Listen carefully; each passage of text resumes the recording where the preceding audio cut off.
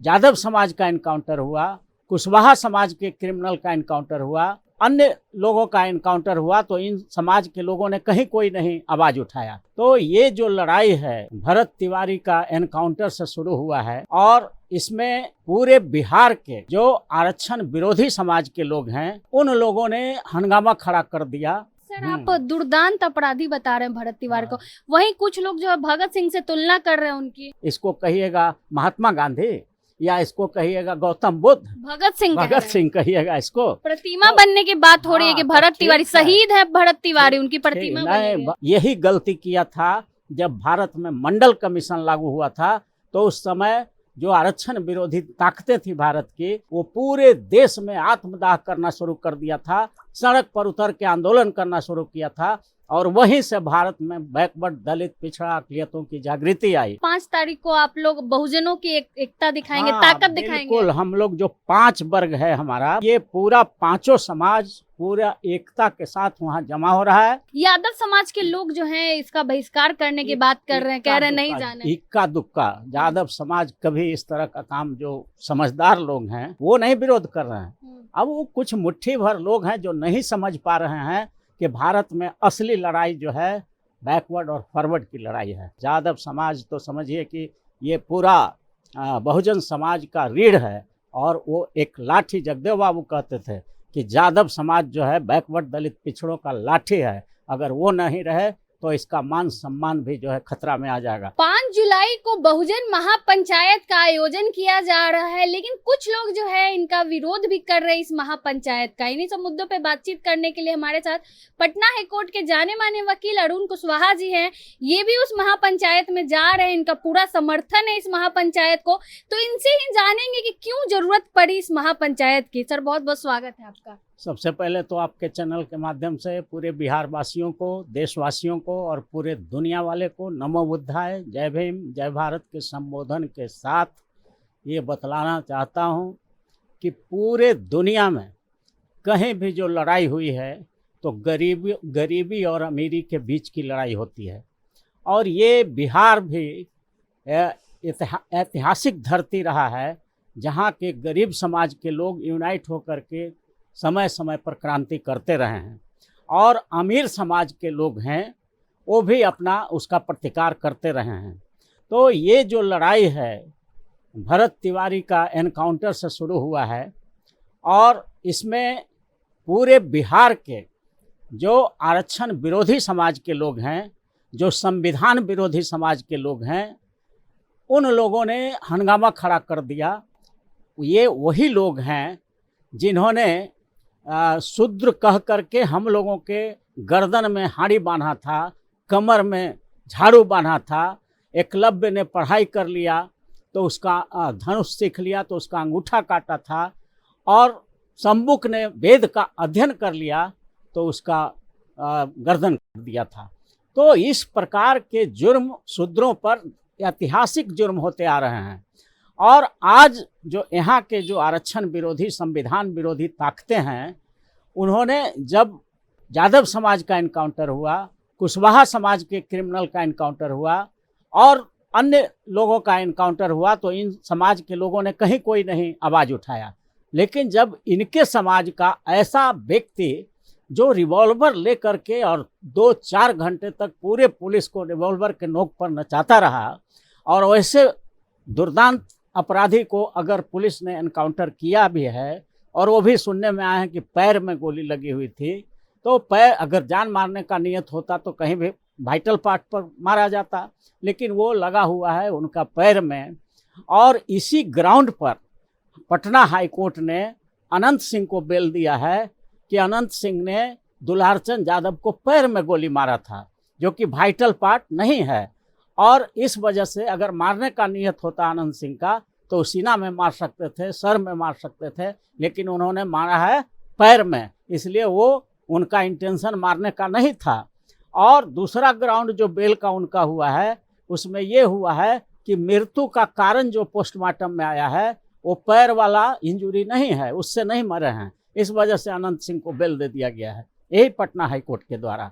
और यहाँ भी जो स्थिति है, अब भरत तिवारी का एनकाउंटर का मामला आ रहा है अब उसमें सेल्फ डिफेंस में पुलिस गोली चलाई है कि क्या सिचुएशन है, उसका वीडियो कैमरा के सामने तो कुछ हुआ नहीं है। अब रिवॉल्वर फेंकते हुए भी जो दिखाया गया है तो वो बिल्कुल जो है चेहरा नहीं आ रहा है कि कौन आदमी रिवॉल्वर फेंक रहा है। ये AI क्रिएटेड भी सीन हो सकता है। लेकिन ये क्या सर आप दुर्दांत अपराधी बता रहे हैं भरत तिवारी को, वहीं कुछ लोग जो है भगत सिंह से तुलना कर रहे हैं उनकी। तो क्यों नहीं उनको कहा जाए अपराधी, जब वो प्रशासन को पूरा दर्जनों, सामने आ रहा था वीडियो में कि दर्जनों पुलिस ऑफिसर थे, कांस्टेबल्स थे, राइफल पार्टी थे, उसके बावजूद भी वो रिवॉल्वर लेकर के गन के नोट बल पर पूरे लोगों को, और उनकी माँ भी साथ में खड़ी थी, वो पूरा गन के नोक पर एकदम कह रहा था पीछे जाओ, हटो, बाहर जाओ, यहाँ से बाहर जाओ, इस तरह का एकदम आया है सीन।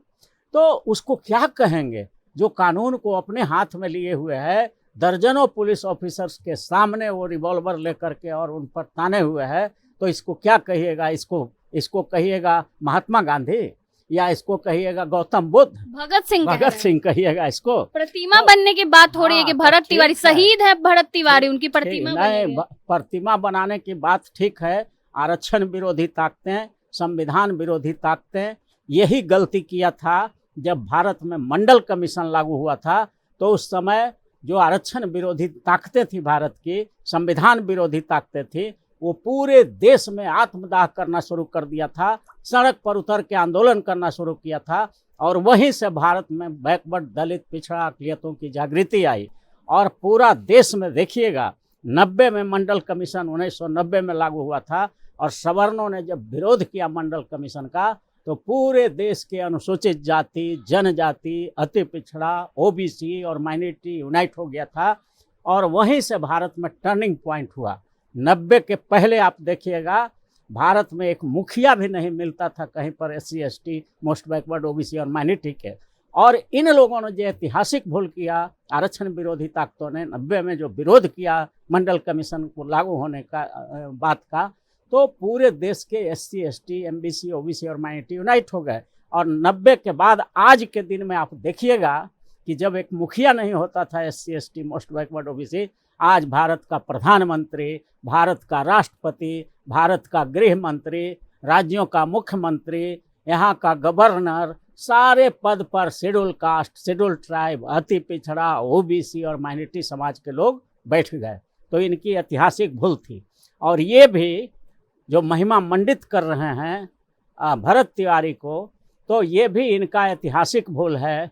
अब एक क्षेत्र बचा था, अंतिम किला जो है आरक्षण विरोधी ताकतों का, वो है सुप्रीम कोर्ट और हाई कोर्ट।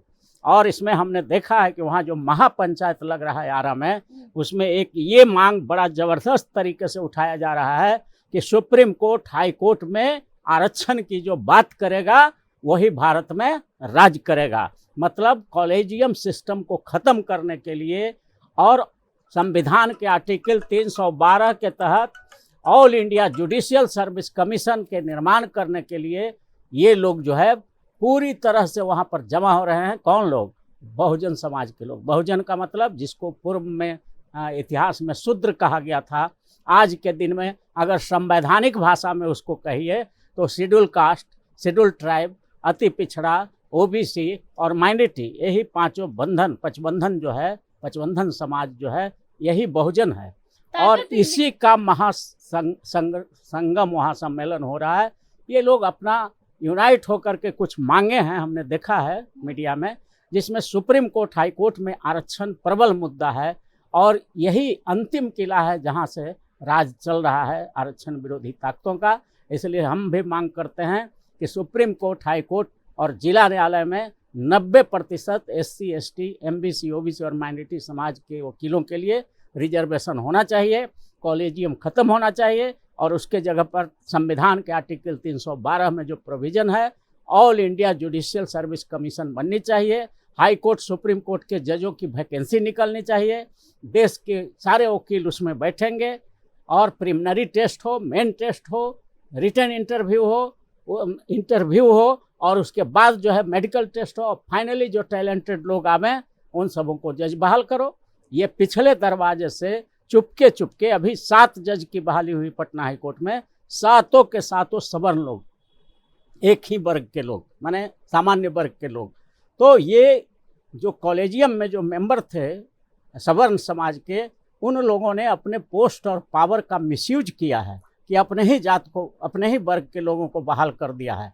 ये जो हमारा देश का जो पवित्र संस्था है सुप्रीम कोर्ट और हाई कोर्ट, जो पायस इंस्टीट्यूशन है वर्ल्ड का और अपने देश का, इसको इन लोगों ने अवमानना कराया है, इनकी तौहीनी कराई है कि इतने बड़े पद पर बैठा हुआ सुप्रीम कोर्ट और हाई कोर्ट के कॉलेजियम के जो जज हैं, वो जो है बहाली कर रहे हैं अपने ही वर्ग के लोगों को। उसमें जो 7 जज बने हैं उसमें एक भी शेड्यूल कास्ट नहीं है, एक भी शेड्यूल ट्राइब नहीं है, एक भी अति पिछड़ा नहीं है, एक भी ओबीसी नहीं है, एक भी माइनॉरिटी नहीं है, जबकि इन वर्गों का हजारों की संख्या में पटना हाई कोर्ट में कॉम्पिटेंट लॉयर उपलब्ध हैं।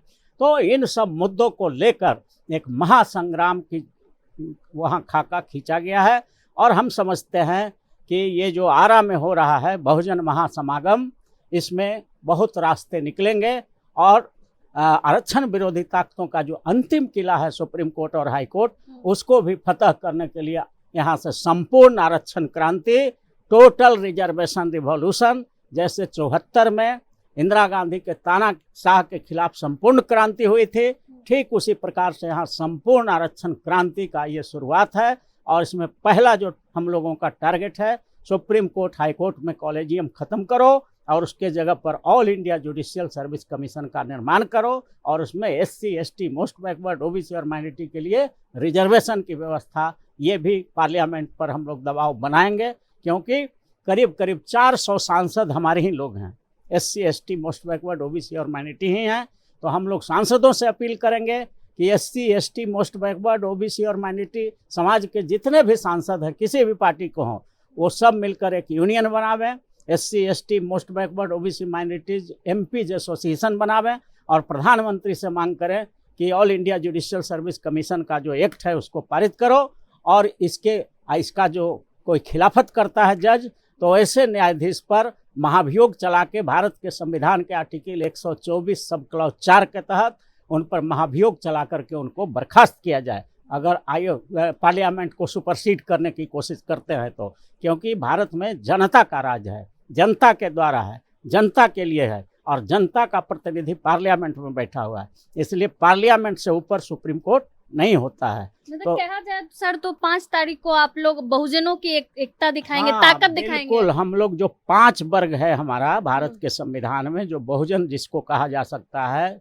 जगदेव बाबू ने इसे शोषित कहा था, कांशीराम साहब और बुद्ध ने बहुजन कहा है, और संविधान में बाबा साहब ने शेड्यूल कास्ट, शेड्यूल ट्राइब, अति पिछड़ा, ओबीसी और माइनॉरिटी कहा है। तो ये पूरा 5 समाज पूरा एकता के साथ वहाँ जमा हो रहा है और ये आवाज़ उठाई जाएगी कि हमारा जो अभी तक हिस्सेदारी नहीं मिला है सुप्रीम कोर्ट हाई कोर्ट में, वो 90% हिस्सेदारी तय होना चाहिए।